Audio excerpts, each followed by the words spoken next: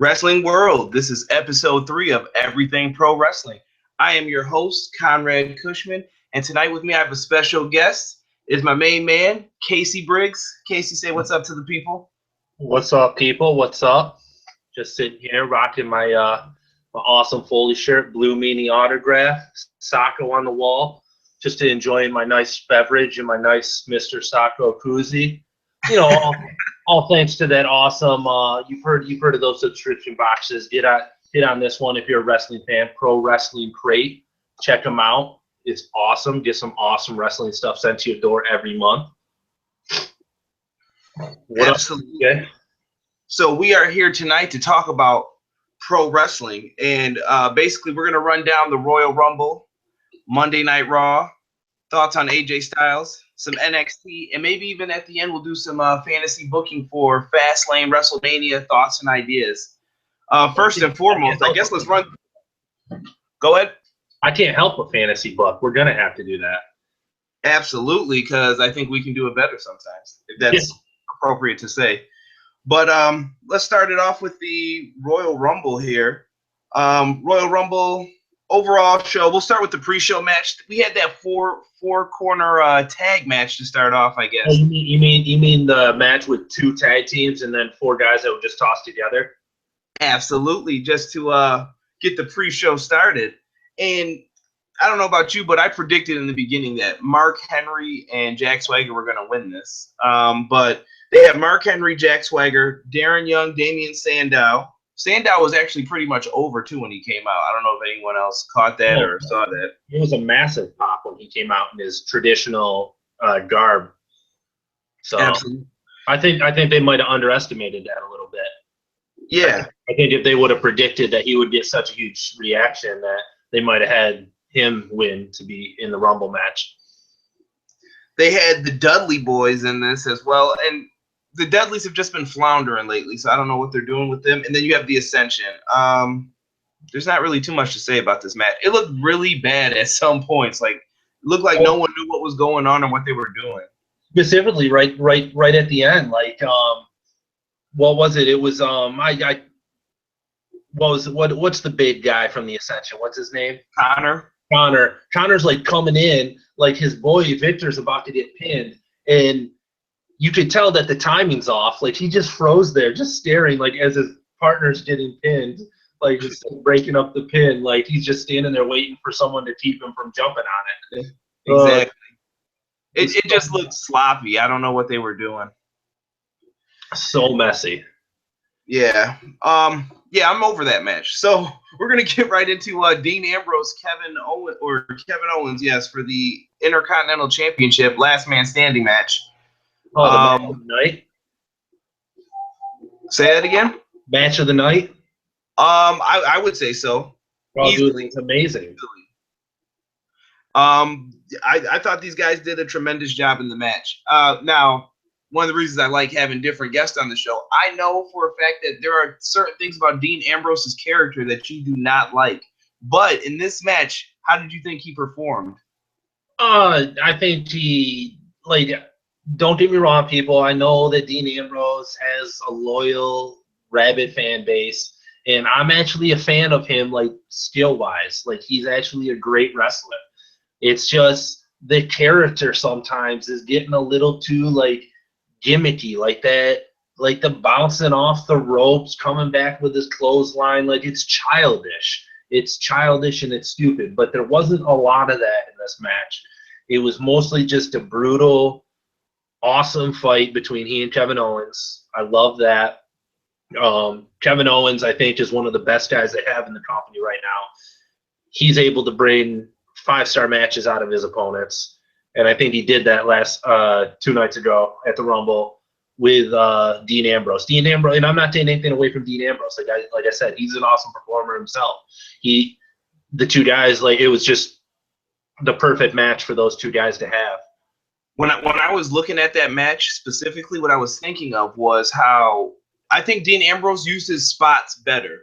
Like the bouncing off the rope, you know, the gimmick with the clothesline where he came back. He didn't use that until the very end. And there were matches before where we've seen him do it like 6 times in the match. And I'm like, stop doing that. Like, absolutely. if no one sees that coming by now, you're an idiot. So, but I like that he did it once when it mattered, and it was like his savior move. Like he looked like he was really going out of the ropes, but then he caught himself and did it. That made more sense, I felt. Absolutely, absolutely. And I can't stand when he does it when he's on the outside of the ring.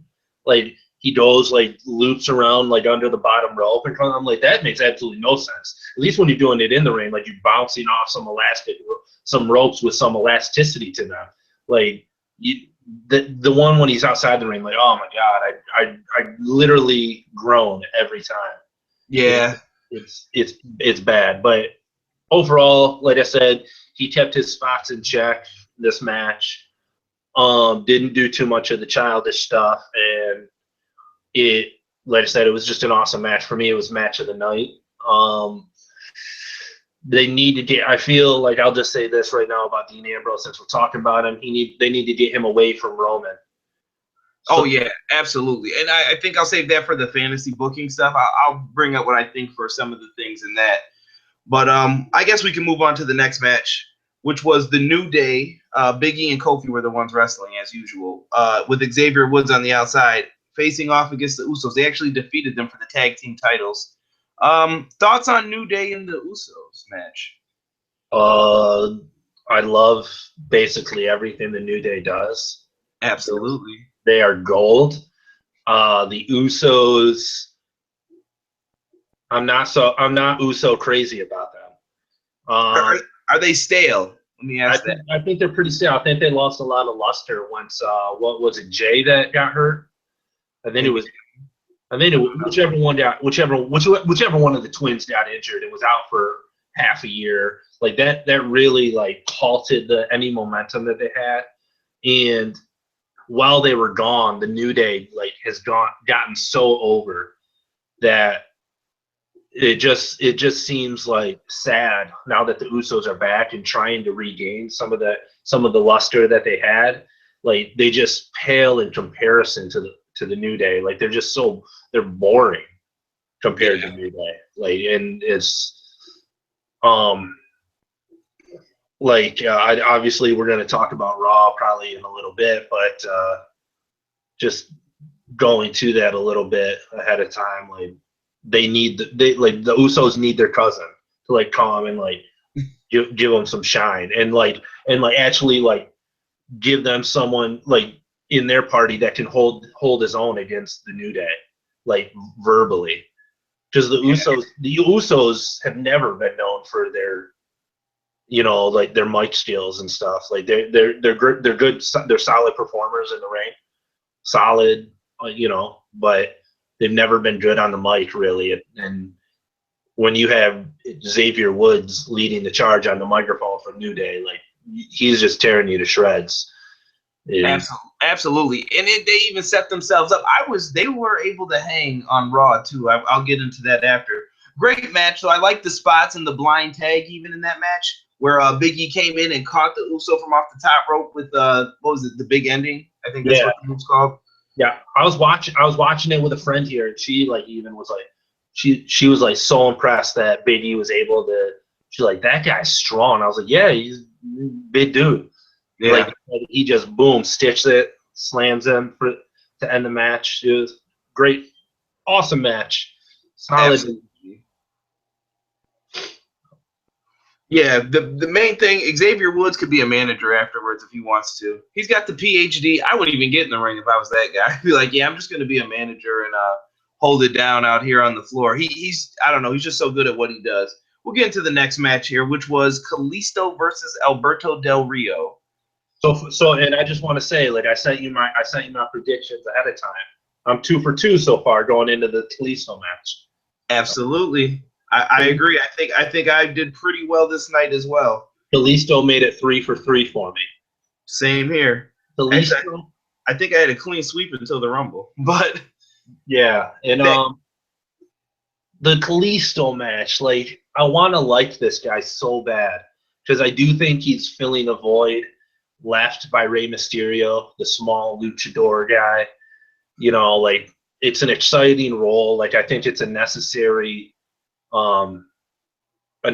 character to have on the roster, but he's just not. Like, he's so 50-50. He's so hot and cold. Like, one match he'll be on fire and just hitting everything right when he needs to be. And another match he'll just be, like, so sloppy. And it doesn't help that he's going against Alberto Del Rio, who's, like, watching drywall. Like, yeah, I find Del Rio super boring, and they don't have any idea what to do with this guy. Like, he's that guy that you're like, he's upper mid card, but they're just gonna have him beat people just to beat him, and I don't see the point in that. yeah, I'd rather see Kalisto in matches with someone like I want to see Kalisto versus Neville singles match. Like, Don't save that because you're thinking along the same lines that I'm thinking. And I can tell you how we could set that up. But overall, I thought it was an kind of match.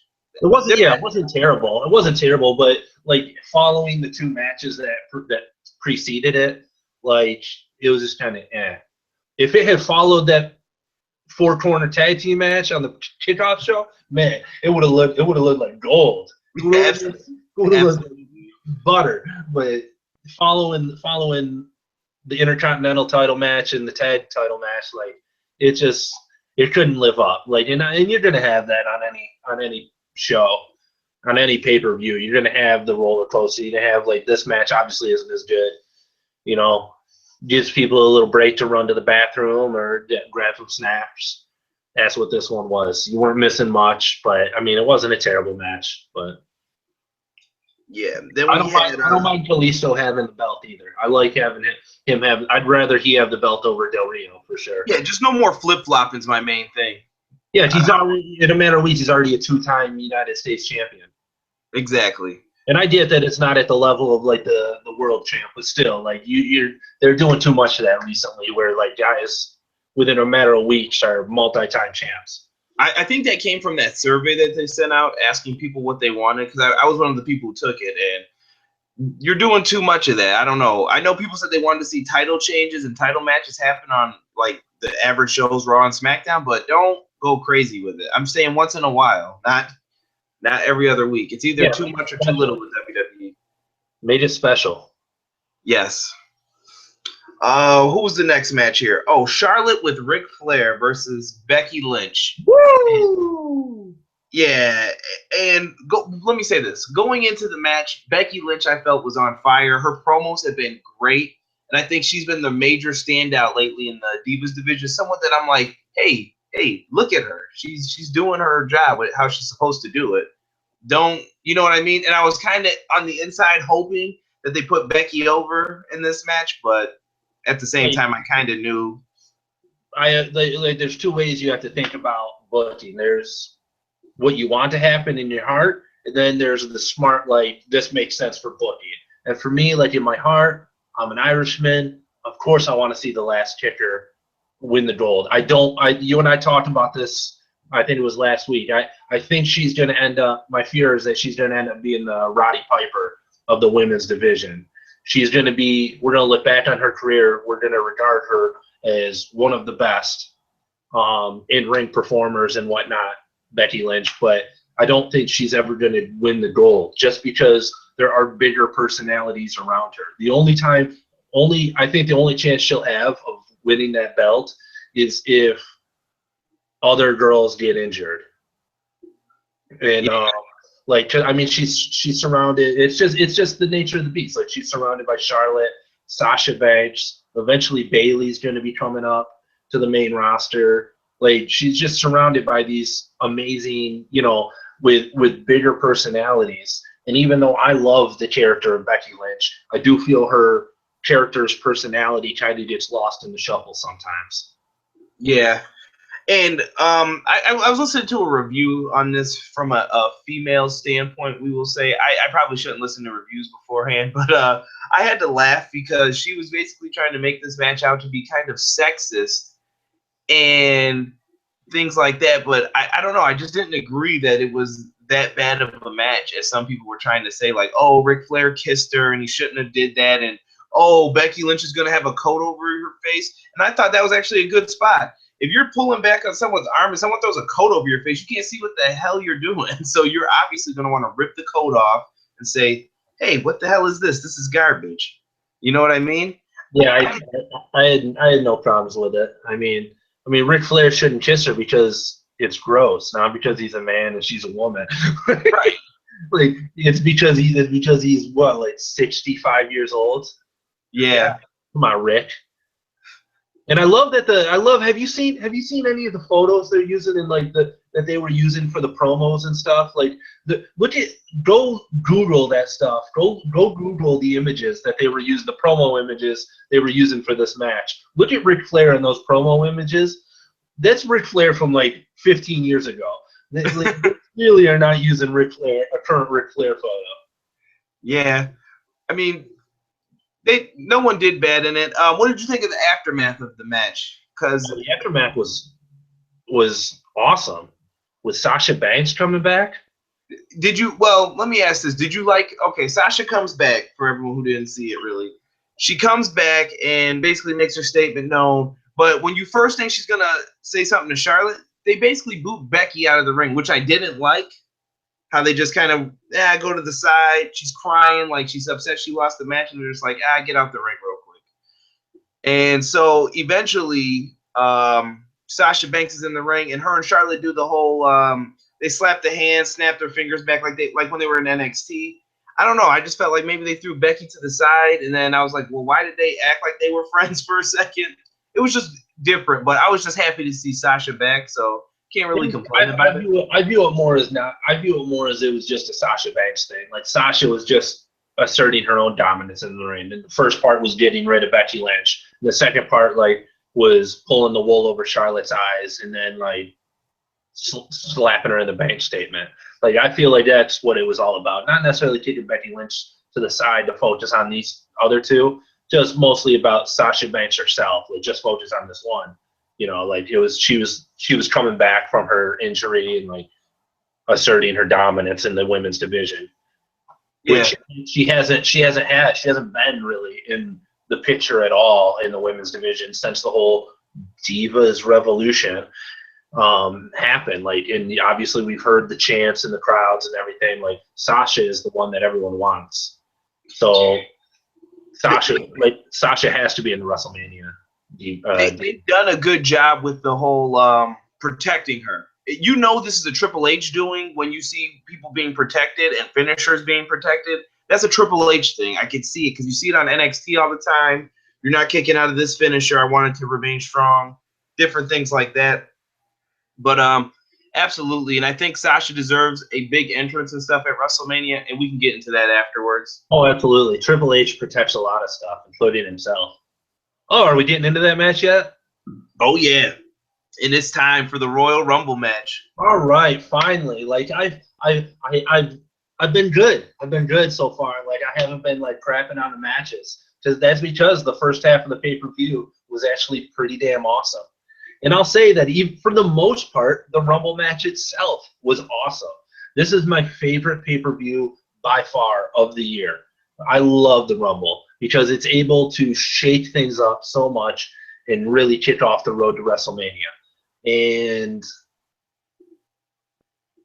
why does Triple H need to I read all this stuff, I hear all this stuff. I can just picture Triple H when Seth Rollins blew his knee out. I could just picture Triple H opens the door for me. Let me get that. I haven't had that nice new belt around my waist yet. Let me get that one on my wall. Yeah. Oh my God. I think he did that when Cena got hurt because he was like, they got no one. They got no one. They got to come back to me. Yeah. When in fact they had plenty. They had plenty without him. Let me say this for the whole Rumble thing. As you guys all know, Triple H won. But Triple H he made sense winning it. I get why he won it, what he did, and they went with the safe booking move. And I think I can understand with all the injuries why they did it, but at the same time, me and you talked about this. You could have went so many other ways and just did so many other things just to switch it up, just to make people say, yeah, the WWE, anything can happen. I am perfectly okay with a Triple H versus Roman Reigns match at WrestleMania. I love it. I love the sound of it because the way their feud's been starting, been building up. I love it. But a Triple H versus Roman Reigns match in the main event at WrestleMania for the WWE World Heavyweight Championship, now that ain't something I can get behind. I'll just say that right now. I think that's stupid. Their match at WrestleMania did not need the belt. There are other superstars on the roster that needed it more than those guys did. They've done a great job of getting Roman over. He's not completely over. He's always going to have his people that hate him.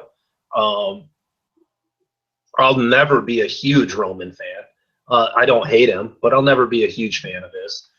But like it bothers me so much. Like there were so many better ways to go in the Rumble that it bothered me to no end. And let's take it from the top and I'll get back to Triple H. I got something right here throughout it, so we can run through it real quick. Number 1 was Roman Reigns. Obviously, they set that up for him on Raw. He comes out with the championship. Number 2 was Rusev. Basically, Roman came out to boo. So let me get into the Smart Mark fans, because I don't know if WWE notices this, but a lot of people for the last, I want to say, let's say 4 years, since probably 2012, maybe 2011, travel to the Royal Rumble. The Royal Rumble is becoming like WrestleMania, where the smart fans are going to that to be a part of the WrestleMania season now, instead of just going there. So WWE, be smart when you book this stuff, because these fans all know exactly what you're doing, and they know they're going to boo at certain things. But also, shame on the Orlando crowd to an extent for booing Roman Reigns at certain times. I mean, sometimes this guy has done nothing wrong to get booed. I'm like, all right, well, let's wait before we start booing the guy. The match just started. I get that, but I think it's more booing like what they, like you said, they're the smarts. They're the smart marks. They're the dudes like you and I who know we can see 5 steps ahead and see like, oh man, this is a huge possibility. And that's what I'm talking about. Like, and that's why I think they were booing, is because they knew that like this guy's coming in at number 1. He's not good enough to make it to the end. He's not. I'm saying that. I like Roman. I don't mind him being in the title picture. I don't mind him having his spot near the main event, near the top of the roster. But like, he's not good enough skill-wise to go from number 1 and still be there at the end. He's just not. And but everyone knew that he was going to be involved at the end. Like I think that's why a lot of the smarts were booing. It's why I was annoyed by the whole thing, especially when he got taken out by the League of Nations. Like, that just left a huge dark cloud hanging over that 20 minutes that he was backstage. I think he could have won the people over if he was actually in there.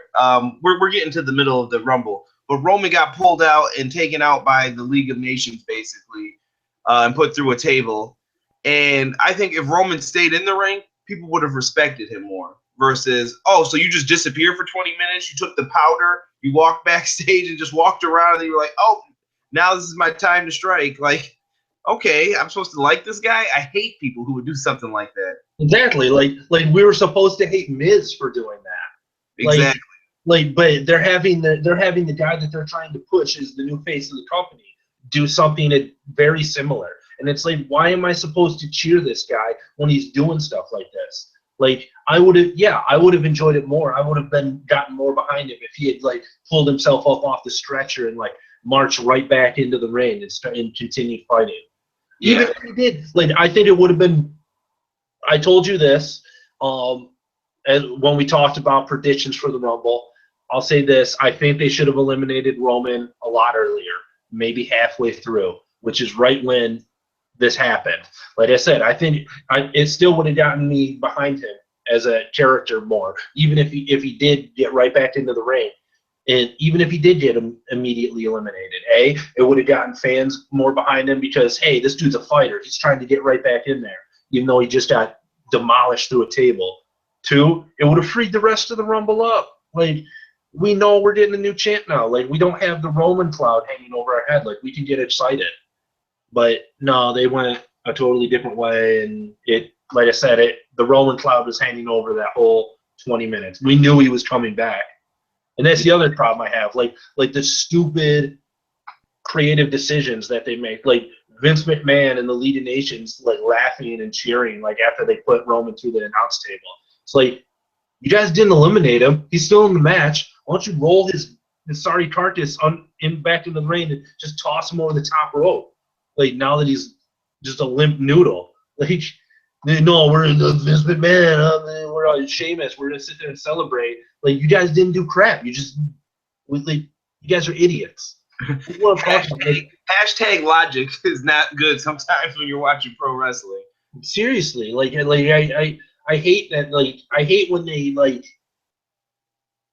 think that we're a bunch of that we are a bunch of imbeciles watching this product. Like, stop treating us like we're idiots. Look, we know what's going on. We know the rules. We know the concept of the match. Like I said, most of us are seeing 5 steps ahead to all these different possible outcomes. Like, treat us like we're smart, please, Vince. Please. Yeah. Let's run through the next person who comes in, because I wanted to get your thoughts on this. We haven't spoke since this happened. So AJ Styles is number 3. You hear an unfamiliar theme, and you're like, could it be? Could it? And then Michael Cole starts talking, and he did his best to be JR, but he wasn't JR, but he tried. My God, it's AJ Styles. That's what we wanted to hear. But I was surprised AJ came out. I thought AJ did an actually pretty good job. I don't know about the DMX Ain't No Sunshine kind of sounding theme. It works for him, though. I think that it'll work in the long run. Once I started listening to it a little bit more, I was like, yeah, you know what? That's not too bad for him. But AJ, I don't mind the music as much as I do the hair. You said the hair? I said I don't mind the music as much as I do his hair. Like, I don't mind him like growing his hair long, but like, what's up with like the side part? Like, what's up with that? Just brush just brush it out of your face, bro. Come on. Yeah, I don't know why he does that. But I thought he did very well, though, AJ, overall in the Rumble. Very impressed by him. I guess we could talk about his elimination. AJ went in there and did his thing. They teased the Styles Clash, which I like that they didn't give it to us, and I know that's a Triple H move again. Like, let's tease the move, but we're not going to have him do it just yet.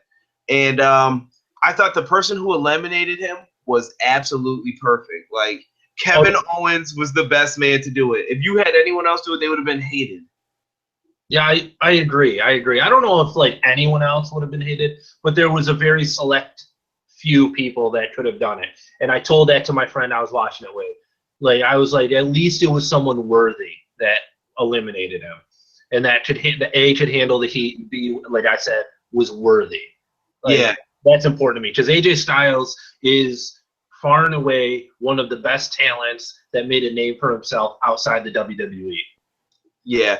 Kevin Owens, what I love about him, and this even goes back to the Ambrose match, is the little things. Like, if you watch PWG and stuff, or go on YouTube and YouTube this stuff, but when he's fighting someone that he is, like, pissed off against or whatever he's doing, he yells things that make me laugh. Like, Ambrose was fighting him, and he's just hitting on him, and he goes, "I hate you." Like, I love that he does that. Yeah. Or throwing out AJ and mocking him, like doing the thing, like, "Yeah, welcome to WWE." And I was just like, oh, just gold. Yeah, dude, I love it. I love it. The only thing that I'm a little nervous about with that, I don't know. Like, I guess we can talk about that later when we're doing the booking stuff. I'll save that for later. All right. Let's run through these guys pretty quick. We get through a whole bunch of people that, they did some stuff. The doldrums? Yeah, basically. Tyler Breeze came out. Wish he would have lasted longer. You could tell what they really think of him. And I'm not going to get mad about it again, but WWE, please give this guy better booking. Do something with him. Time out. I wasn't here. I will get mad about it. This guy busts his ass in NXT. Like, how is Triple H not, like, saying something to Vince? How is Triple H not saying anything to Vince? Or someone else that's super respected in the company, like William Regal or something. Someone that's down there at NXT that saw how much this dude busted his ass to, like, improve and work. And, like, he's such an awesome performer and an awesome workhorse. And then he gets up to the roster, and Vince is just like, I don't get it. Screw this guy. Like, or because he asked to go home early from an event or like leave early, whatever, for whatever reason. Like what? Like I was so excited when Breeze got into the Rumble because I was like, oh my God, Tyler Breeze, AJ Styles, holy cow! And then it's just like, oh no, but Breeze is gone. Like that was fun. Like it pisses me off to no end. This guy is a legit superstar.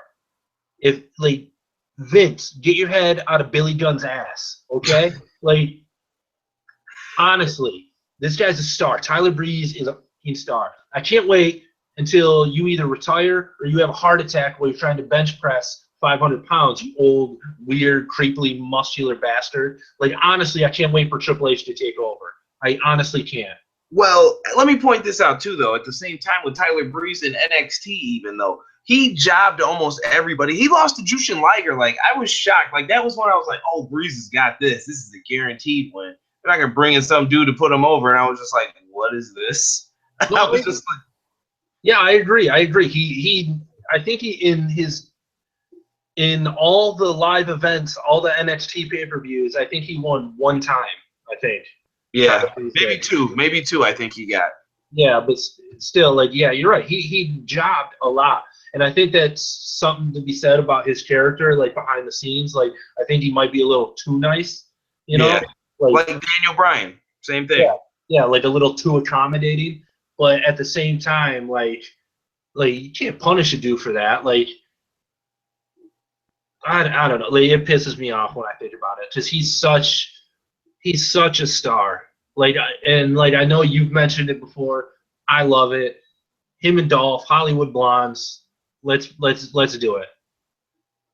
See, people are with me. They're on board. Who came out next? Oh, I had this guy in one of my Rumble pools, Curtis Axel. Yeah, good job not getting eliminated last year. You messed me up this year, Curtis, but he tried. I mean, no big deal. Jericho came out. No surprise there. Jericho looks, I don't know if I want to say anything bad about him, but Jericho, I don't know. He looks old. He looks like Life on the Road with Fozzie's finally catching up to him.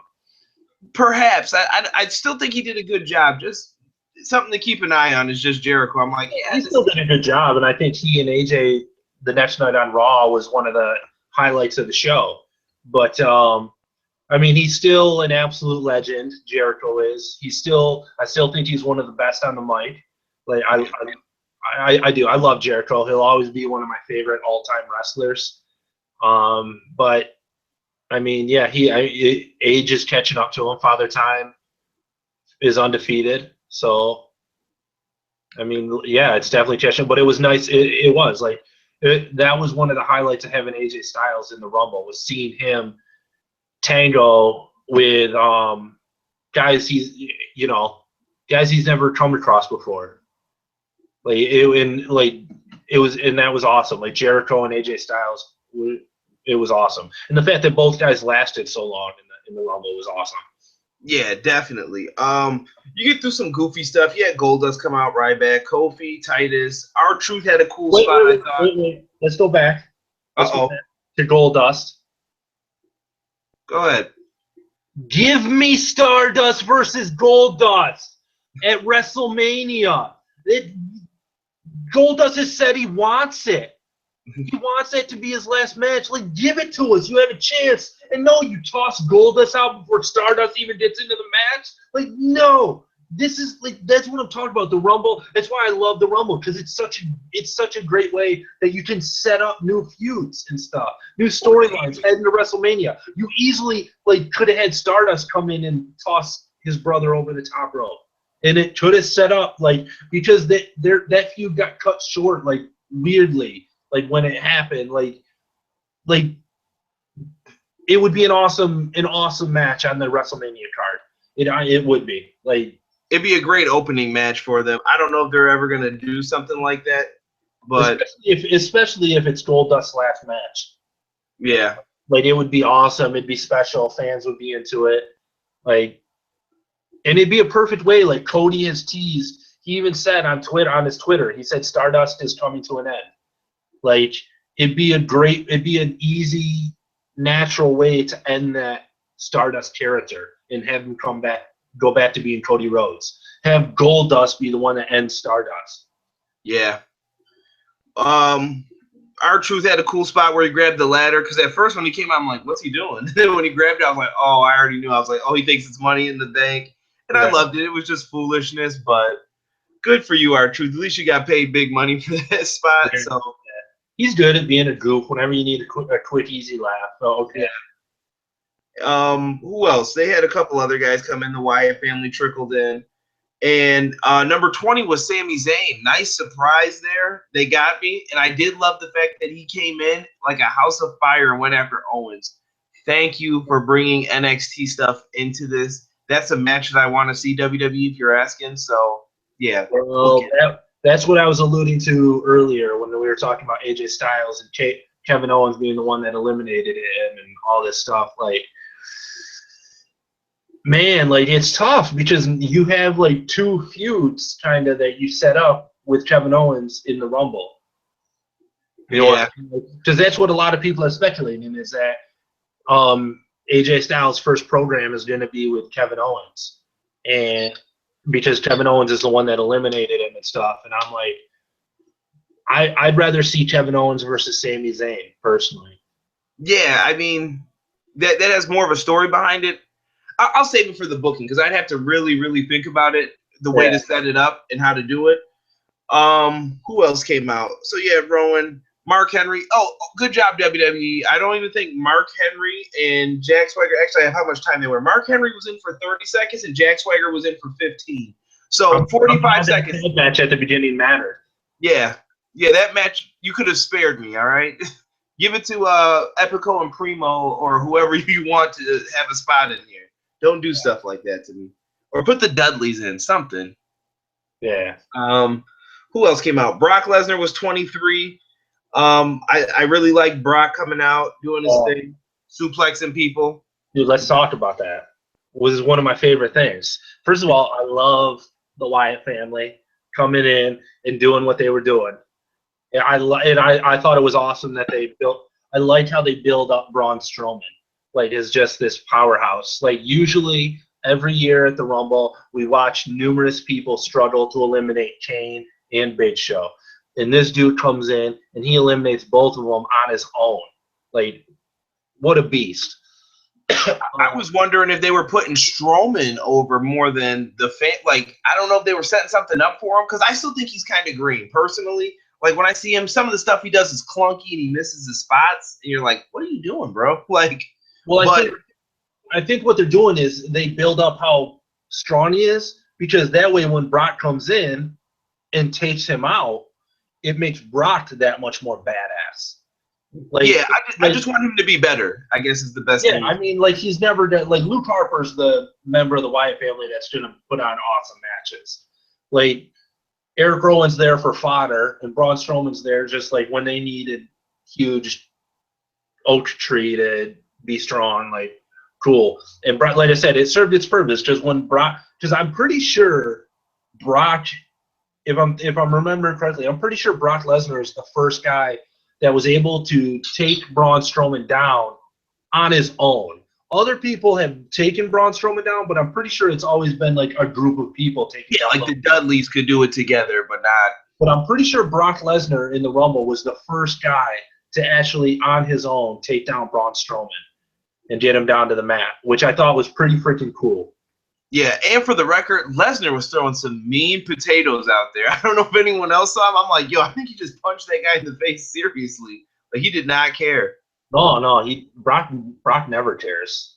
Yeah, if you're going in, and he doesn't care if you hit him either, is the messed up thing. He's going into, he's earning that money. He's like, yeah, I got you. Yeah. I loved it. I absolutely loved it. I love Brock eliminating the three members of the Wyatt family. Yeah. And then Bray comes in. Kind of like I predicted it. Yeah, Bray comes in. Forget the Miz and Del Rio. They didn't matter. Bray Wyatt comes in. And basically, Bray Wyatt kind of steals the show a little bit. I thought he did very well. And I know you heard me in my predictions. That's who I took at the end of winning. I just said, I'll throw it out there because that's who I would have probably booked to win. But Bray Wyatt did a pretty good job in there showing he still had control of the Wyatt family and made them screw over Brock Lesnar. Oh, I loved it. Bray Wyatt this was the only match of the night that I was wrong in. I had Bray Wyatt winning the Rumble. As I said earlier, we got into a little bit earlier when I was going off on Triple H shoving himself into that spot. I said other guys needed it more, Bray Wyatt especially, because ever since he debuted, when did he debut? Like 2012? 13, 12? I don't. It was 2012. It was when I was still back in Buffalo, bro. Like, I think it was 2012. Like, he came up to the main roster, and ever since then, we've been told like this, and we've been led to believe that he's going to be that next dominant monster heel type of character. But much like Tyler Breeze down at NXT, Bray Wyatt has a tendency to lose every major storyline he's in. I think the only super major one that he won was against Dean Ambrose. Yeah. In that string of pay-per-view matches that they had. Other than that, he has a real knack for losing his major feuds at pay-per-views and stuff. I think they book him in those can't-win situations, though. It's like you can't have the other guy lose, but Bray's there, and you're like, well, Bray needs to win, but they're like, we can sacrifice it. And it hurts him, though, in the long run. It does, because they're trying to tell us that this is like the next monster heel guy. Well, show us. Let him be a monster heel. Let him be dominant. Let him win. And it would have been such... Like, just picture it, man. Just picture it. Like, if he won the title, he went to WrestleMania. Obviously, they're setting up an angle with him and Brock Lesnar. I mean, which I'm all about. Their feud needs the title, though. It definitely would be elevated if the title was involved, because it would just make sense. Like, Bray Wyatt screwed Brock Lesnar out of the Rumble and then went on to win the title. Like, that makes sense. Yeah. So Brock is coming for blood. And just picture it, like, the way Bray Wyatt speaks on the mic. Like, a lot of people have grown a little tired of it. I haven't. I think he's awesome on the mic. I love when he starts spewing his stuff. And imagine him going toe-to-toe with Paul Heyman selling this match. Like, it would just – that writes itself right there. Like, I think working with Paul Heyman's going to help him even more, too. Behind the scenes stuff, like Heyman's going to be like, hey, come here, kid. This is what I want you to do. He's going to give him those little pointers. So I think Bray Wyatt needs to take advantage, because I think Paul Heyman is one of the greatest people on the mics of all time, one of the best managers. If it's not him it's got to be him or Bobby Heenan, hands down. Best managers to talk on the microphones for their guy. Oh, absolutely. Like, but I just feel like that feud deserves the belt more than Triple H versus Roman Reigns. That annoys me. Like, I thought it was time to move on, at least for now, from the Roman title picture show. Like, I just like I said, like, they do these things and then they don't follow up on it. Like, the Dudley Boys did a great job of putting a little shine back on the Wyatt family when they had their little feud. And the Wyatt family, they put the Wyatt family over. And then last week on Raw, the way the Raw ended, like, went a long way. And, like, holy crap. Because I know before that, a lot of people were saying, like, a lot of Bray Wyatt fans were saying, like, yeah, it'd be cool. Like, Bray Wyatt would be cool if he won the Rumble. But, like, it would kind of be out of nowhere. But last week went a long way. The way they ended Raw last week went a long way in being like, holy crap, like, no, Bray Wyatt's a serious contender for this title, for this Rumble and this title. And then they had Sheamus eliminate him, bro. They had Sheamus. I know Triple H came over and, like, helped, but, like, they had Sheamus eliminate Bray Wyatt. Like, let me interject real quick. That's my favorite spot for Bray Wyatt, actually, in the match, was when Triple H and him are face to face, and Triple H is telling him what to do, and Bray Wyatt just starts laughing, and you're like, what is he doing? And he just pops Triple H in the mouth, like, no, I'm not going to do what you tell me to do. That's why I loved it.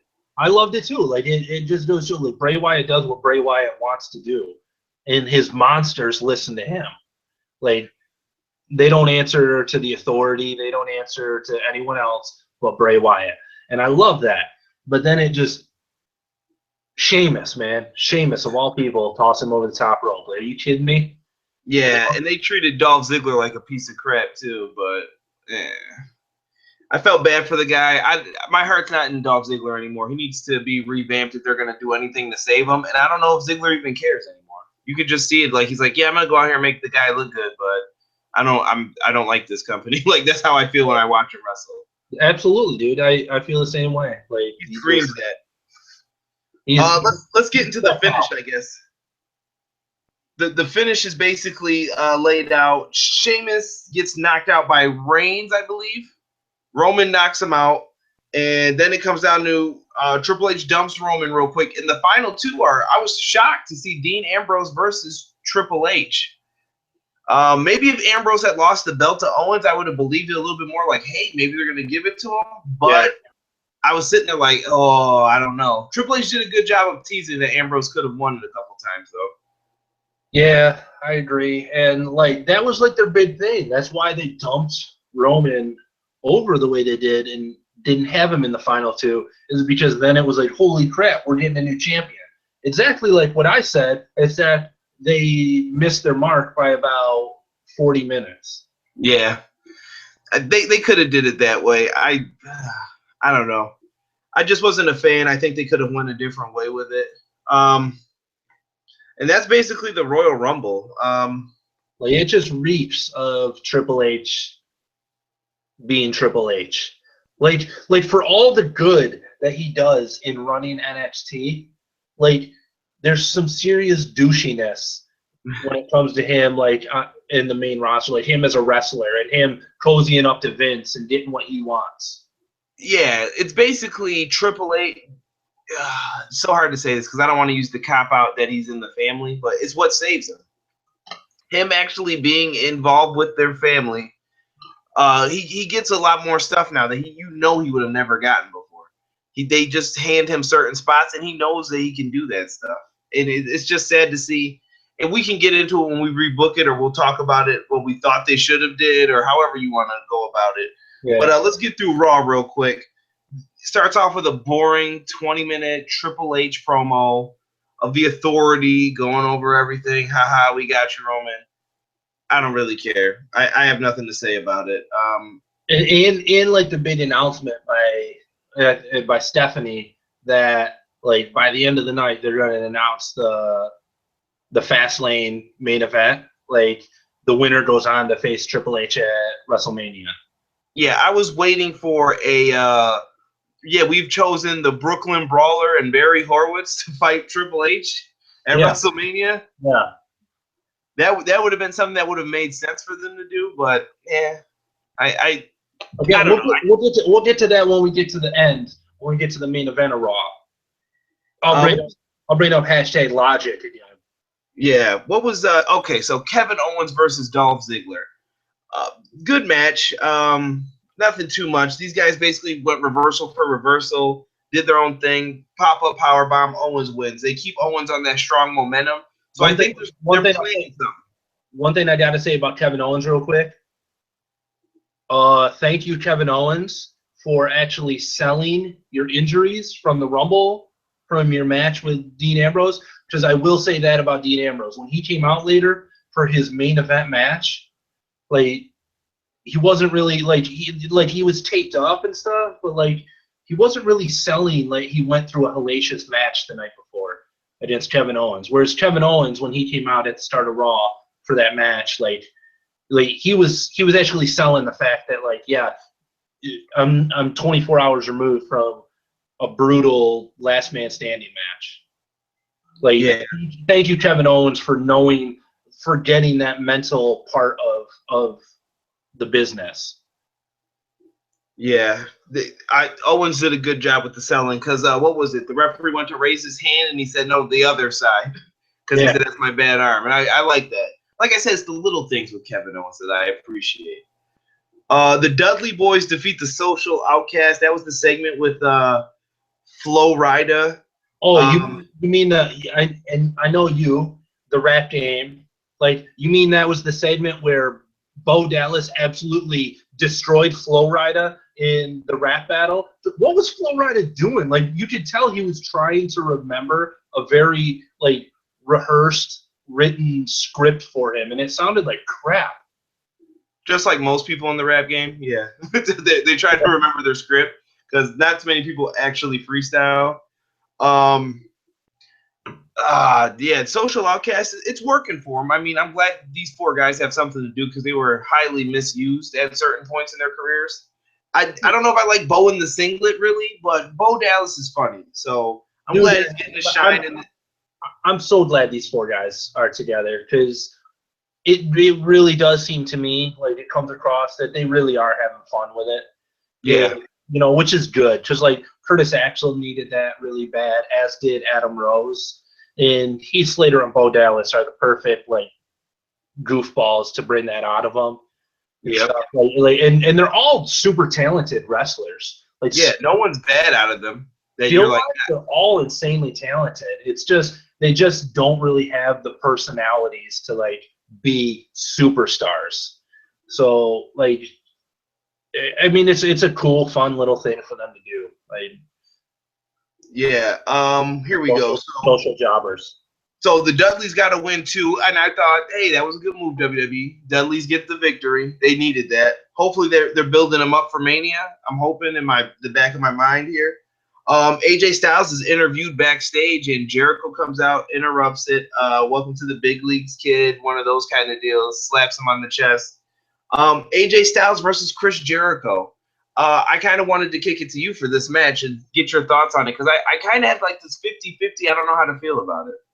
I touched on it earlier. I thought it was one of the highlights of Raw last night.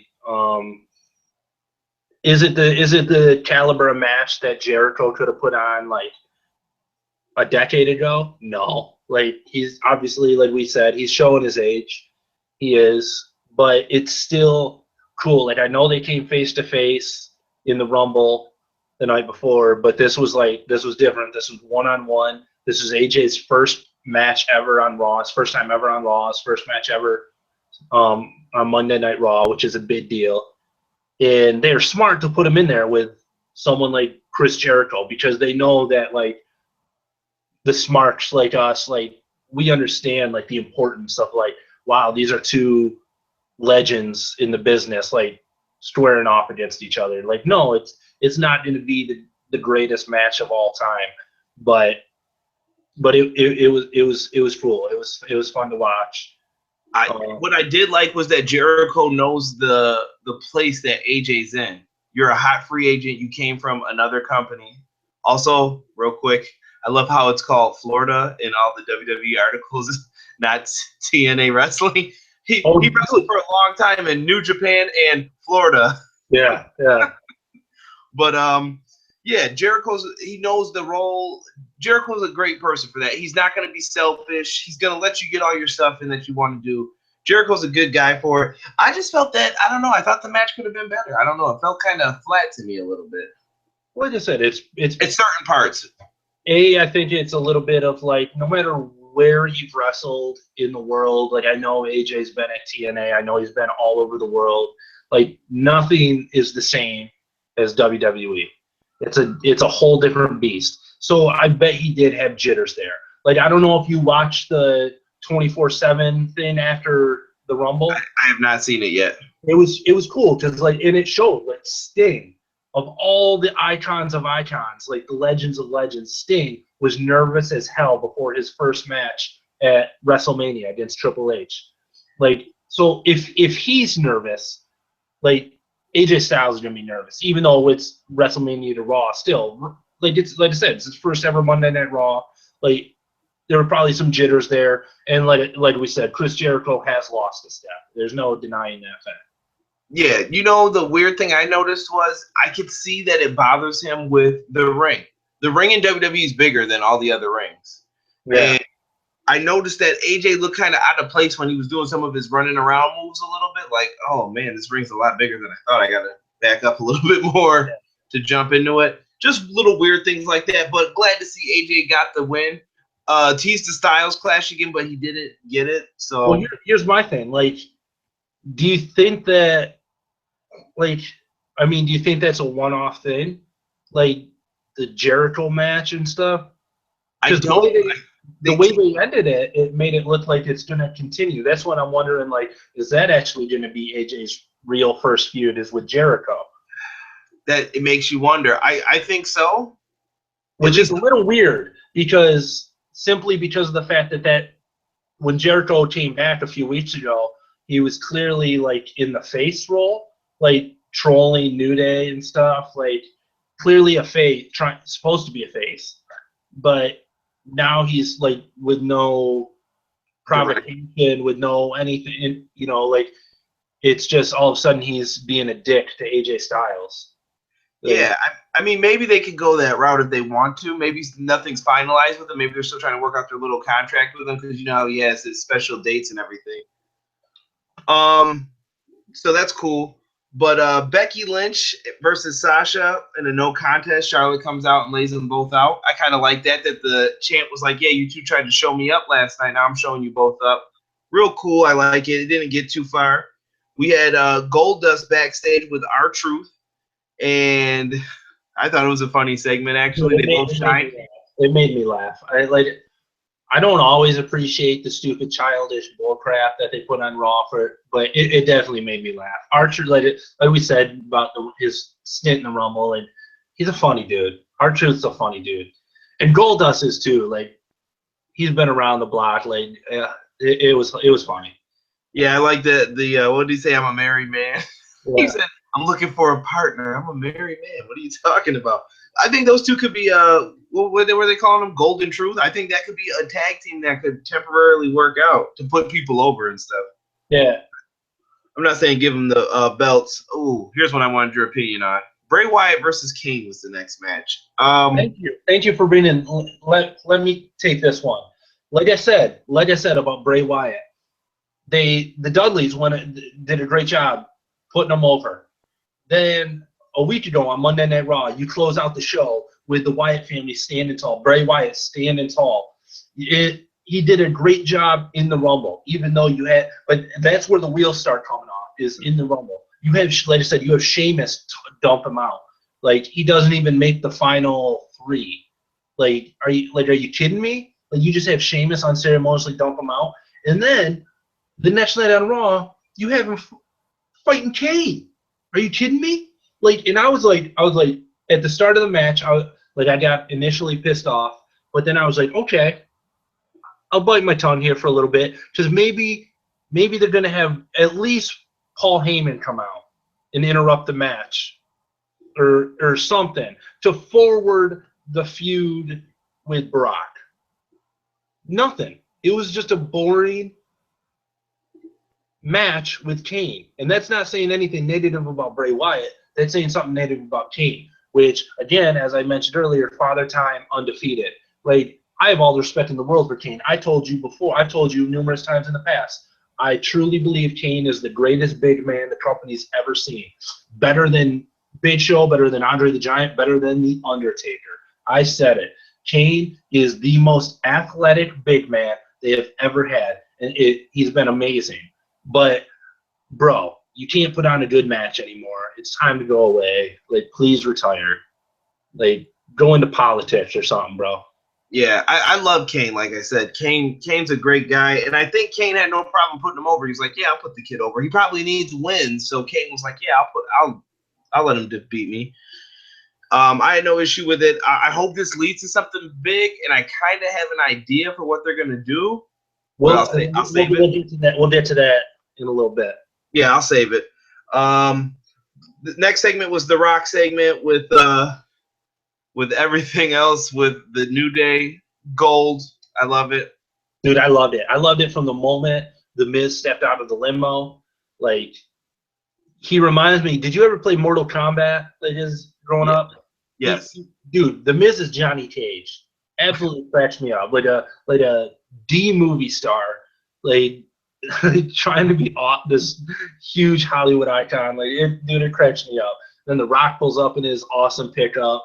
Like, they had me for a second when I first saw the pickup. I was like, and I was like, oh, okay, hold on, let me stop getting excited. They're in Florida. It's got to be The Rock.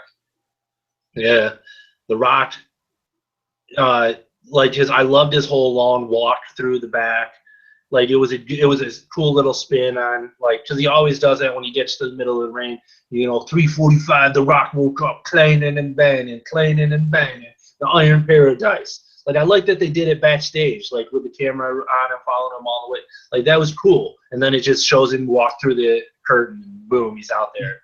Like it was cool, the whole thing. And then New Day, like sparring with him. Like I said, the Usos come out, like the Usos need their cousin. They need their cousin, and that's what I'm wondering. Is that going to be The Rock's role at WrestleMania? Is like maybe it'll be a triple threat match or something. I don't know. Or maybe he'll just be like in their corner, like Xavier Woods is in the corner of, Kofi and Big E. I don't know. I wouldn't be mad at it. I mean, even the llama penis thing, you have to watch the segment to understand what I'm even talking about right now. I thought it was great, and I love that New Day's covering the mic so you can still clearly hear them. You can't say that on TV. You can't say that. And I love how absolutely nerdy and like the New Day is like the video game references that they make. Not even that. Like their comebacks to The Rock. Like when they did their huddle, and The Rock's like, The Rock said something about like in a circle, about them being in a circle, and like I think it was Xavier was like, "Oh, we're in a straight line, thank you very much." Like stuff like that. Like I'm like, oh my god, like so hilarious. Yeah, gotta love New Day. New Day did very well, and New Day sold everything perfectly. It was just a fun segment there, and the Usos needed that. We had Natalya and Paige they defeated Brie Bella and Alicia Fox. This was like a total diva segment to set up stuff. I'm hoping Paige and Natalya get something going on at WrestleMania. I really hope they do something with them. I don't know if they are. Let Paige give her that great match that she really needs to have. Yeah. I don't know. I have nothing else to say about that. I just feel bad for Natalya. She was a generation too soon.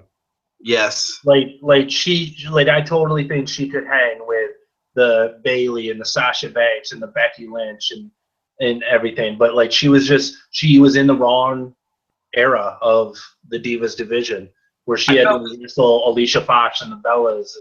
Yeah, they ran with her, and then she was just the coach who had to put everybody over. Yeah. I felt bad for her. Kalisto defeats The Miz. This just reminded me of a usual normal match. Kalisto does his thing here, and he didn't look too bad. He looked like he was innovative. Like they tried to make him seem like, he can hit the what's his move, the Salida de Sol out of nowhere. Yeah. So not too bad. And then we get to the main event: Roman Reigns and Dean Ambrose versus Rusev and Sheamus. I kind of groaned when I saw this pop up. How is that a main event? Like, how do they think that's like a main event? And like, oh, dude, like I said, Dean Ambrose comes out like basically fine. Like I said, like I am calling him out on it. Sorry, Ambrose fans, I'm calling him out on it. Just Kevin Owens went out of his way to sell his injuries. Like Dean Ambrose, like, oh, I'm fine. I have a little tape on my shoulder, but I'm fine. I just had this sweaty hair on my eye. Yeah, I'm just so tired of this League of Nations stuff too. It's just the mid-card faction, I feel like. But you know what I want to see? Put the Social Outcasts against them and let them beat them. Like that's what I really would want to see. Yes, I would love that. I would love that match. Which I could see them doing like as an 8-man tag at Mania, but Rusev and Sheamus start out things basically, or I'm sorry, Reigns and Sheamus start out things, going back and forth with punches. A lot of garbage happens. Long story short, the match ends with a table spot with, was it Rusev? Rusev gets powerbombed by Reigns and Ambrose through the table. They made their statement, and then the Authority comes out and announces that the main event match for Fastlane is going to be a triple threat match with Brock, Dean Ambrose, and Roman Reigns. Here's my thing. Here's my hashtag logic. So you're trying to like keep the belt on Triple H, right? I mean, that's obviously like what the heel coward type characters that make up the Authority would do, right? Of course. So why is Brock Lesnar in that match? Here's why. Because obviously they're going to have Bray Wyatt and the Wyatt family interfere and take out Brock Lesnar. My point that I was going to make later on. That's what I'm saying. Like WWE is doing things that, like, I get it. It's setting stuff up, but we're smarter than that. Stop treating us like we're idiots. Like during the Rumble when Roman gets taken out but is not eliminated. Like they're like, oh, yeah, they don't know. Like, yes, we do know, Vince. We do know that Roman's gonna come back at the end of the match. He's still gonna be in it. Like, we get that. Same thing here. Like, we see clear as day that that's what's gonna happen. The Wyatt family's gonna come, interfere, sets up Bray Wyatt versus Brock Lesnar at WrestleMania. Cool. I just feel like there's a better way to do that. Like, instead of what was the point of all the matches all night? Like, Stephanie McMahon, like, yeah, we're gonna pay attention to these matches and like see who deserves it. Like, really? Like, and like you just went out of your way to screw Roman Reigns over, like to screw him out of the title. So what do as soon as you screw him out of the title? We're gonna give you a chance to wrestle for the title in the main event at WrestleMania. Suck on that, loser. Like, how your logic is so idiotic. Like, it makes zero sense. Like, you just screwed the guy out of the title and you reward him with a match where he could win a spot in the main event at WrestleMania. I just don't understand it sometimes. Like, obviously, like, again, we know he's gonna win. Like, I'll eat my words if all of a sudden Dean Ambrose walks out of Fastlane, like, as the guy that's in that match against Triple H. I will eat my absolute words. But come on, like you said, he hasn't lost the Intercontinental title. Like, he's not gonna win. It'll probably be like a cool spot after Brock Lesnar gets taken out by the Wyatts, like Roman versus Dean or something like that. Like, and fans will be like, oh, they're facing, like, but they're gonna hug and nut bump right afterwards, like they always do, because they're afraid to pull the trigger on a Dean Ambrose heel turn or a Roman Reigns heel turn. Yeah, so saddening at times. And like, I hate that that's the character that Dean Ambrose has become. It's just Roman's sidekick. Like, we've all seen A Christmas Story. It's on for 24 hours every Christmas Eve. We've all seen that movie. Dean Ambrose is that little midget that's the sidekick of the bully in The Christmas Story. He's the little toady that hangs out with Stuff Farkas in A Christmas Story. That's Dean Ambrose. And it's annoying because he's better than that. Absolutely. I think Dean will still find a way to shine from all this. And like I said, we could get into how we would set it up after. What was next? Next thing I had on the docket for us to talk about was AJ Styles. And we basically talked about what we thought of him, but I just want to hear maybe your 5 other dream matches that you want to see him in. Like, what are the top 5 matches that you want to see him in, Casey? That can happen? That can happen? Yeah, absolutely can happen. So I can't say Bret Hart? Okay. No Bret Hart. Okay. It would always be Bret Hart for me. He's better than Shawn Michaels, and you know it. Disagree. He's the best there is, the best was, best there ever will be. Let's see. 5 guys that I'd like to see AJ Styles go up against. Am I open to NXT as well? Yeah, go ahead. Go for it. Number 1, Finn Balor. Obviously, I think it'd be an awesome match. They're both super talented guys. 2, how do you not put Kevin Owens in there? Kevin Owens is one of the best there is right now. 3, Hideo Itami. I think AJ Styles and Hideo Itami could put on an absolute classic. Which, come on, when's that guy coming back? Jeez. I think it's soon. Let's see. I've given you 3, so 2 more. I will go say,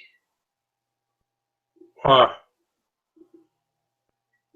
say Baron Corbin. Honestly, I know that's probably not what people probably want to see. Like two guys that can put on an absolute clinic. But not every great match has to be that. Like, I would love to see AJ Styles going up against a brute like Baron Corbin, and Baron Corbin's one of my rising stars. And I think number 5, I'm gonna say Tyler Breeze. I love Tyler Breeze. Dude should be in the main event picture within 1 year. I'm not saying he should be there now, but within 1 year. Or in honorable mention, Cody Rhodes. Okay. I think Cody Rhodes or Stardust. It's Cody Rhodes. I'm excited to see him go back to being Cody, and because I don't see him. He's a dude that I think has main event potential, has world championship potential, but not as Stardust. That character, that gimmick, it has a ceiling, and he's reached it. Right? Let's go back to Cody, and I'd love to see him wrestling for the world title. Yeah, they keep things pretty interesting. AJ Styles, I will say this, WWE, that was a great signing. Very good move for you to do that. And I love that you had the intestinal fortitude, we'll say, to bring him up to the main roster without sending him to NXT. I hope to see guys like Samoa Joe and them come up soon. Maybe. Did you see his tweet? No, I did not see it. Samoa Joe tweeted something little cryptic, like something about, I can't remember the exact wording, but something about how all the pieces are finally coming into place and everything, like talking about AJ Styles. All we're missing is Curry, man. I'm telling you, dude. Hey, they might be a good addition to the tag team, the tag division right now. They could help WWE if they get him and Kazarian in. Why not? But yeah, AJ was a great signing. Next thing I wanted to talk to before we get into the fantasy booking was just your thoughts on NXT right now, as far as everything that's going on. I just wanted to give you the floor for a second just to talk NXT, just to switch things up real quick. All right. As I literally just stated, Baron Corbin, one of my rising stars. You've mentioned it too. Seriously, he's the most improved player. Come on. Like, that guy went from having 30-second matches in hardly being able to put 2 words together on the microphone to, like, now I can stand him on the microphone, and he's an awesome character. Like, absolutely awesome character. I'm hoping, honestly, like, I hope he gets called up to the main roster soon. I think he deserves it. I think he's ready. Like, you don't have to be perfect when you get called up to the main roster. You can still learn stuff after you're up there on Raw and SmackDown.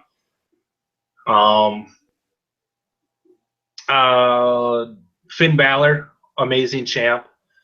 I can see why he doesn't want to come up to the main roster, though. The way they treat their NXT people. Yes. I mean, yeah, I think Apollo Crews is. Do you see the potential in him? You think? I absolutely do. I think after his first NXT match, I texted you, and if you remember, and I asked you who you think he reminds me of, and I told you he reminds me of British Bulldog. Like, the fact that he's able to do those flips and stuff, and the agility that he has, just combined with that raw strength. Like, he reminds me a lot of British Bulldog, which I think is a great thing. And I don't know if you agree with my prediction, but I told everyone, mark it down last week, that this guy will be your first. People don't like to say Rock's the first black world champion. Well, if you're one of those people, then this guy is going to be your first black WWE champion, hands down. The guy has everything. He's great. I think he should be. I mean, he's still got some time in NXT left in him. He needs to get a little better on the microphone. Yeah. But he could benefit from a manager, I feel. And I think he said that he would welcome a manager. I'm pretty sure I remember reading that. Like he would welcome a manager, and I think he's one that could, yeah, like you say, like he could benefit. Who else do we have in NXT? Xavier Woods, anyone? I mean, I'm just saying. Big Cass and Enzo. I mean, what do you think of the tag division down there right now? Big Cass and Enzo. How you doing? My favorite tag team out of NXT or WWE. As much as I love the New Day, I love these guys.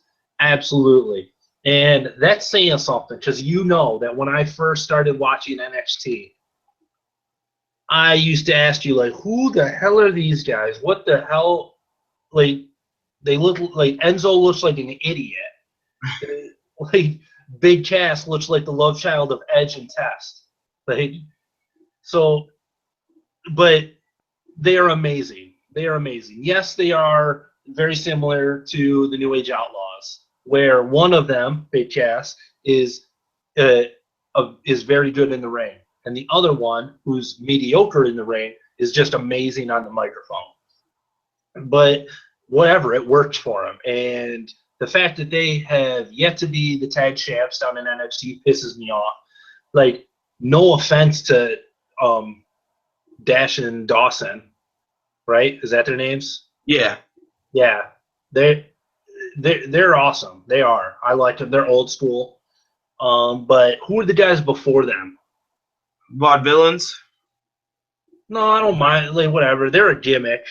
They're not my favorite. I don't love them though. I don't hate them. Blake and Murphy. Murphy. Those guys with that Alexa Bliss. Yeah, Blake and Murphy. Like, I like Blake and Murphy. I mean, if you go back and watch them in the ring, I every week they were losing every week before, and I was like, man, these guys lose an awful lot. When they won the tag belts, it surprised me. But when I look at them, they're very solid in the ring. They remind me of guys who are phenomenal in the ring. They just can't talk. So it's just like let the matches do the work for them. I love the brainbuster frog splash, like Eddie Guerrero kind of tribute that they use all the time too.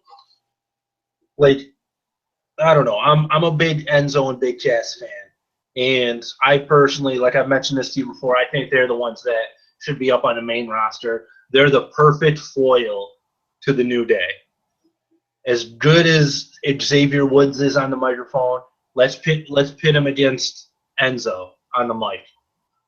Yeah, I think that they could have an amazing rivalry, and they deserve it. Like, honestly, Enzo and Big Cass, like, they have yet to be the champs. They're like the Tyler Breezes of the tag division down in NXT. But, like, you know what I mean? Like, I don't think they need the titles in NXT. Like, bring them up to the main roster and have them feud with New Day. I'd rather see them feud with New Day than the Usos, to be quite honest. Yeah, I think that they fit in on the main roster. I think that you can bring them up, and I think that's the reason why they're not the tag champs, is that they keep having these plans to bring them up, and then they say, let's hold off. Yeah. I don't think they're just teasing us with them. Samoa Joe down in NXT. We didn't bring him up too much yet, but what do you think of him as a heel so far and stuff? I mean, I'm usually a big proponent of Joe being a face, but I've dug his heel work an awful lot. I prefer him as a heel. From his face when he was a face and when he first came into NXT. I'm a huge fan of Samoa Joe. I think he should be up on the main roster as well. I've told you numerous times they need to trim the fat on the main roster. If I had the power to, I would probably cut at least half of the main roster, if not a little more. That would make plenty of room for some of these other guys down in NXT to come up. Guys like Samoa Joe and stuff, like, and you'd have room to do stuff with them instead of just come up and do nothing. Hello, Neville. Yeah, I got two more people. Well, not two more people. It's technically three, but I got a few more guys. No, actually, I changed that. Make it four. Four more people that I want your quick opinions on. Sami Zayn. Love him.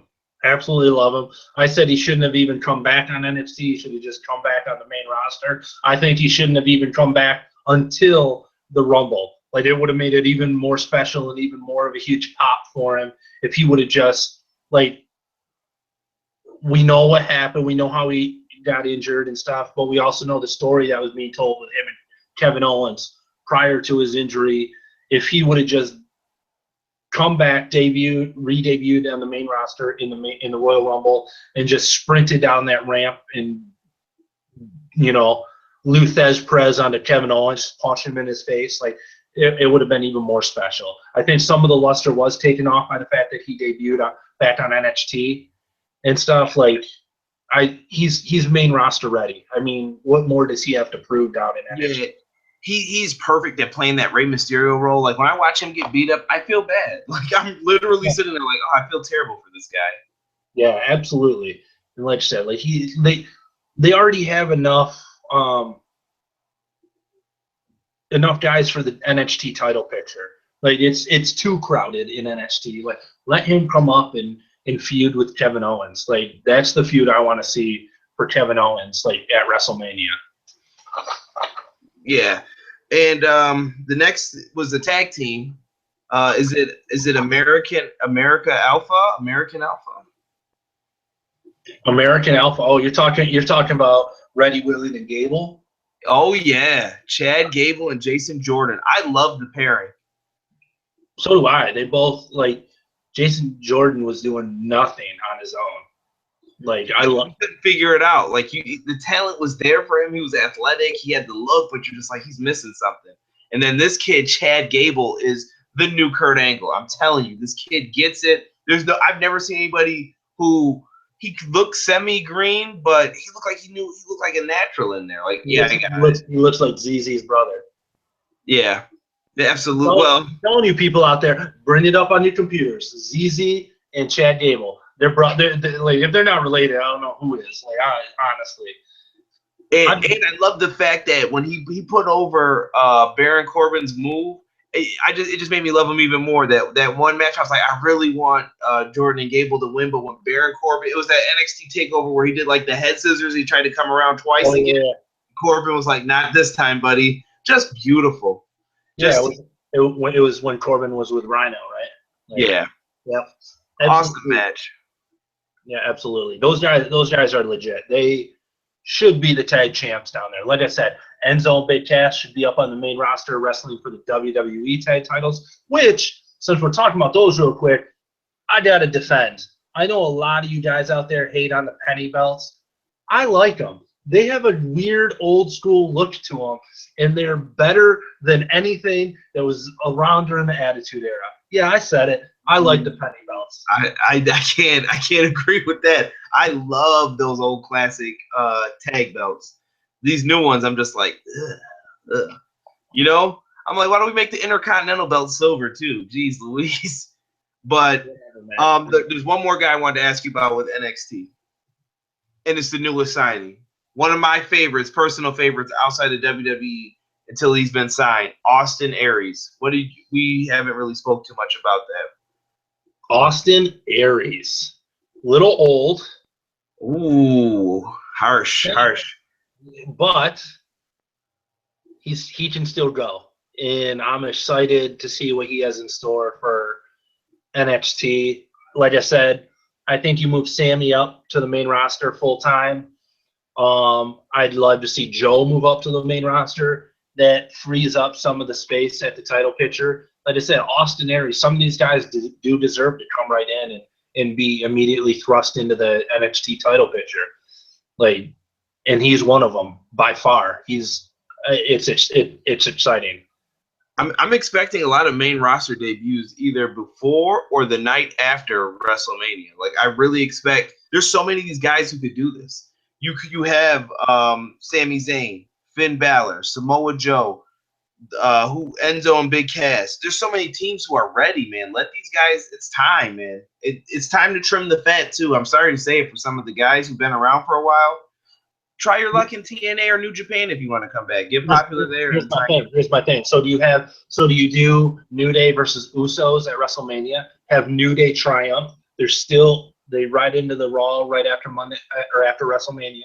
Still the tag team champs. Boom. Enzo and Big Cass debut as Xavier sitting there, doing his thing on the mic, you have Enzo come out and rip into him. When the tag belts the first night? I don't know about winning the tag belts first night, but I mean, maybe. Like if you sit there and you say like you have Xavier Woods talking about like after they vanquished the Usos the night before at WrestleMania, you have Xavier Woods talking about how they're the greatest tag team of all time, how no one can touch them. Who's going to beat us? We're willing to put the belts on the line against anyone right now. Boom, yeah. And then you have Enzo and Big Cass come out, answer the call, and yeah, like that's a way you could do it. Absolutely. And it'd be a cool thing because these are, like I said, these are the guys that like were never given the belts down in NXT. So for them to come in and be given the belts on their first night, like that'd be really cool. Bailey's another one who I think is absolutely ready too, but I don't know if you bring her up yet because she still has to help a lot of those other talents. That's my point. Like that's why you leave her down in NXT for now. They need help. If she were to leave right now, their women's division would be so weak. And that's really like one of the things that they built their brand on. Yeah, she's such a strong link that if you take her out, it'll cause nothing but problems, I think, for them. It'll leave Asuka's not ready for that role yet. No, she's probably going to need a manager. I'm sorry, like just because of the language thing. Yeah, I think she does a lot of her stuff through actions though, and I like how she does it, like bumping someone's shoulder. Yeah, absolutely. But there are if she's going to become the champ, there are going to be times where she needs to talk, or she'll need a mouthpiece. Yeah. But speaking of Bayley, real quick, I will say that I hope they don't go down the safe, boring route with her and Carmella, with Carmella winning the number one contender battle royal. I don't want to see another like, oh, they were best friends, but then they turn on like the friend turns on the other one, and like no, like I don't want to see that. I'd rather just watch two best friends battle and put on an awesome match. This is coming from someone who didn't read spoilers. I think that they're gonna go down the route of it'll get heated between them, but they're still friends. And I think Bayley wins personally.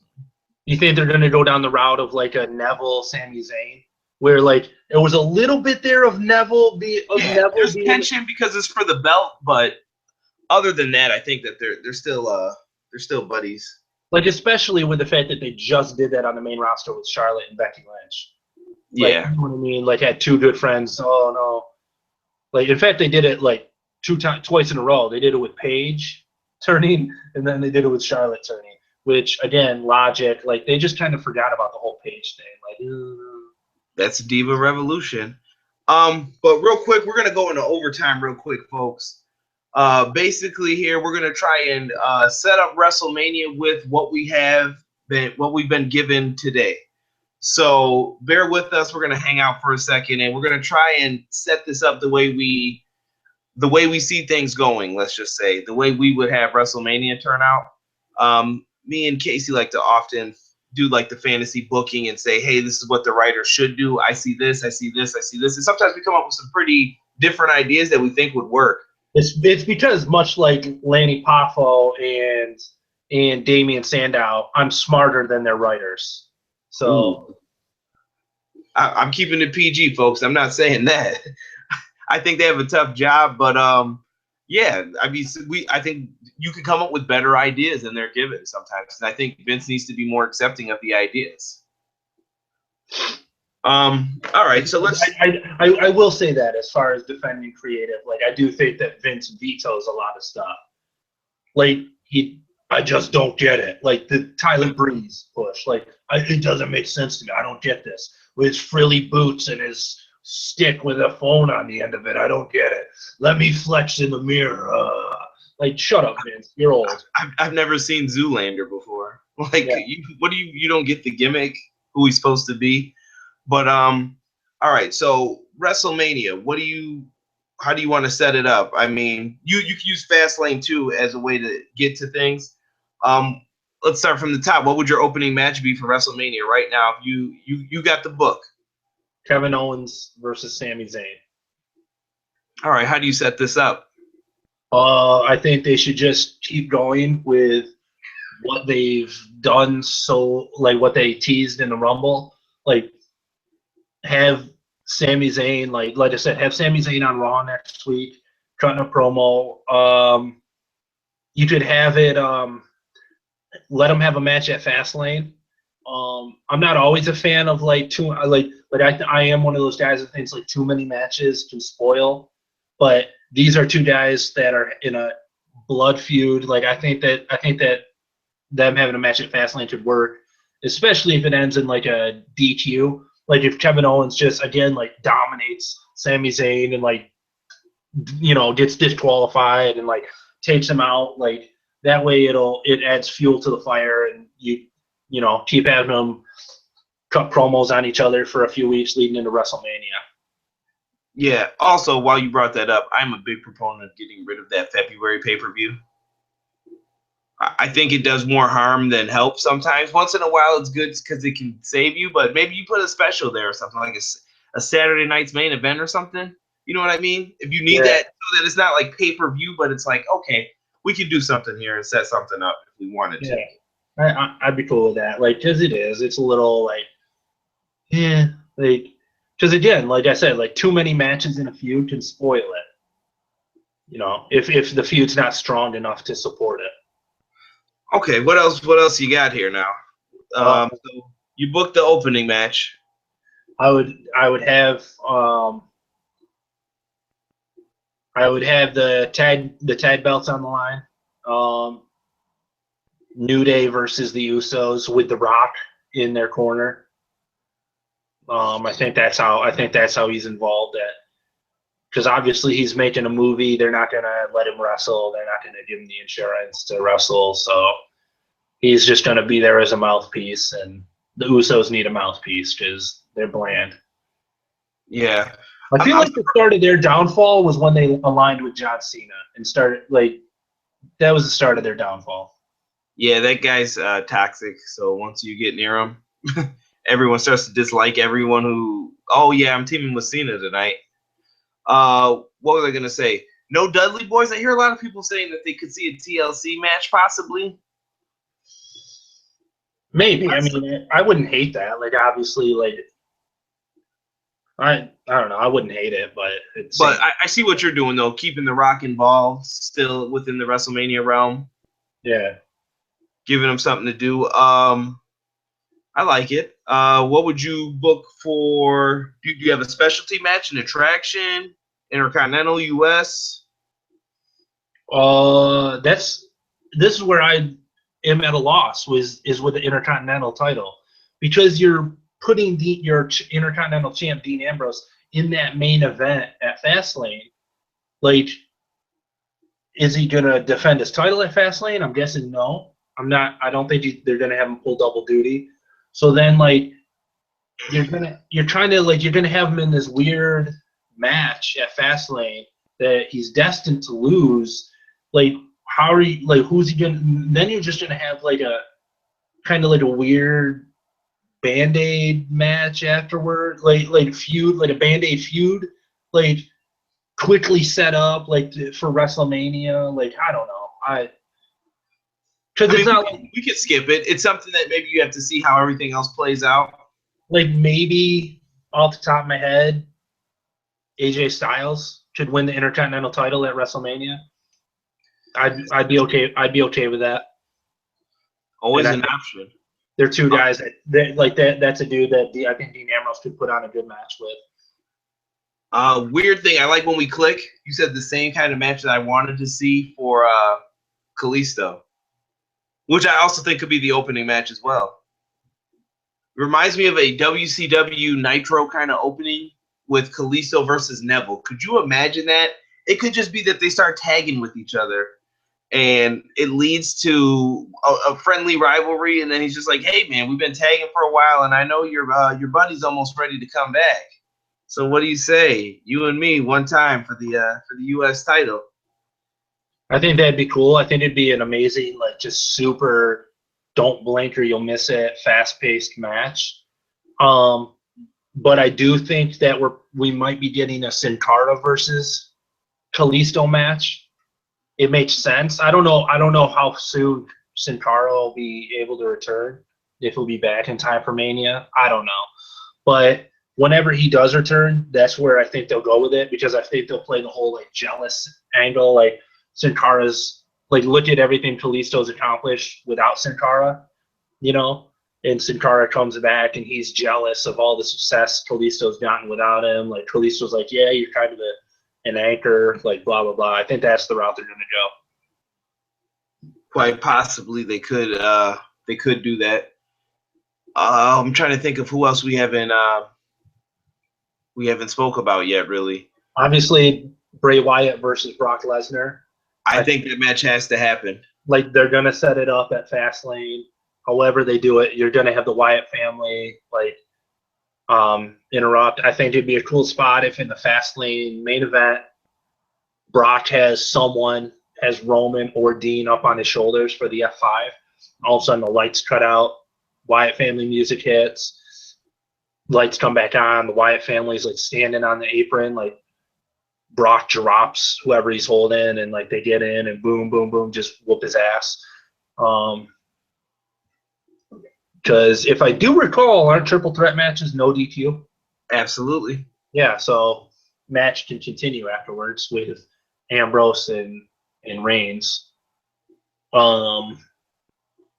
Yeah, I mean, boom. So that sets it up. We get a month and a half of Paul Heyman versus Bray Wyatt leading up to WrestleMania, which would be, like I said, just wait for it, folks. You'll love it. You'll love it.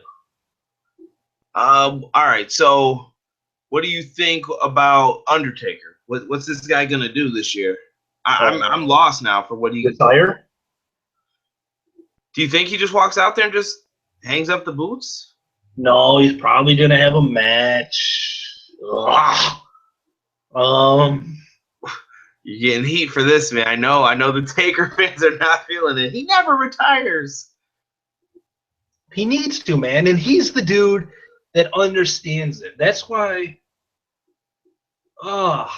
He's the dude that understands the business and has a huge respect and understands that you put over the guy in your last match. I don't know who he could feud with. Who is there for him to feud with, really? Don't count out John Cena. Oh my God! Please, God, no! Please, God, no! Like nothing would make me happier than watching a WrestleMania without John Cena. I would love it. But again, he's Super Cena. He's shooting that HGH into his body, so he's healing up super fast. And anyone out there who says that he's not on the juice, like, shut up, dude. Like, you don't get a physique like that naturally. You just don't. Like, I'm not saying the guy's not a beast in the gym. He's definitely sticking needles in his body. Yeah, I said it. Yeah, I'm not touching it. Not a fan of John Cena. Not a fan of him. He tries to play this ultimate good guy on the screen. He's a douche in real life. Absolute D-bag in real life. I know he is. Not taking away from anything he does with the chair, with Make-A-Wish. That stuff's all awesome. But you're not going to sit there and tell me that he has not used his power to influence creative. He absolutely has. To hold people down. And like for instance, the Divas Revolution. Like, I absolutely believe all the reports that he used his power to have his girl beat AJ Lee's record. Like, and that pisses me off. Stuff like that pisses me off. Yeah, I think the same thing at times. That's why I have zero respect for the guy. He's the dude that he could use his power for his influence for good with creative. Instead, he uses it to further himself. Like, oh yeah, give me a match. Like, I'll do this U.S. Open challenge, which will make me look like a good guy. But really what we're going to do is put someone in the ring with me that can make me look awesome. We can have a 5-star match because my opponent's doing most of the work. And then I'll just win at the end. Ha ha ha. LOL, Cena wins. Oh, you thought I was going to put him over? No, not a chance. So I hope to God he doesn't come back for WrestleMania. I truly hope to God he does not come back for WrestleMania. and I guess the last match on the before we send it home is, what do you do with Triple H? And I don't know, where do you go with Triple H and Roman here? Oh, the fact that Roman's probably going to walk out of WrestleMania a 3-time world champion. Do you think that happens though, or do you think they swerve him? I mean, this is Triple H. He's been known to beat people when you're like, oh, there's no way Booker T WrestleMania 19. There's no way Triple H is winning this. True. I hope. I'm angry that it's for the title. It shouldn't be. Since it is, though, I guess I will say that I hope Triple H walks out still the champ. There's ways to do it. Dean Ambrose heel turn. Just saying. Yeah, I don't know. There's ways to do it. It's too early in Roman's singles career for him to already be a 3-time world champ. Yeah, in a matter of months. Yeah, it's ridiculous, but is what it is, you know? Yeah. But Casey, I have to thank you for coming on, being a guest on episode 3 of Everything Pro Wrestling. I got to have you on again. I'll be on again. Absolutely. Maybe next time we'll have you sparring with someone else here, because I love the different views and opinions of everyone else. But I wanted to give you the floor for a moment if you want people to follow you on social media, or if you got something you want to plug. You can follow me on Twitter. What is Baby Briggs 21? Yep. Yeah, at Baby Briggs 21. Like I said, I plugged Pro Wrestling Crate at the start of the show. Again, if you're a wrestling fan, if you like getting new, awesome wrestling stuff sent to your door every month, go look them up, subscribe. They have different subscription plans and everything. Honestly, it's awesome. You get guaranteed to get a new awesome wrestling shirt every single month. So, I mean, that sells it. That pays for itself right there. So, and for me, I have to thank my fans actually out there for sending out some support. I was told that they sent my podcast to Ringside News. So Ringside News, if you're listening, reach out to me. We could definitely work something out and do some business together. I have to thank everyone who watches, who clicks the likes and subscribes, who's been watching every week. Leave some feedback for me if you guys want in the comment section below. Let me know what you think of the show. Please make sure you can like it, leave a comment, subscribe, share it on any social media platforms that you have: Facebook, Twitter, Instagram, MySpace. I don't care. Share it everywhere that you can.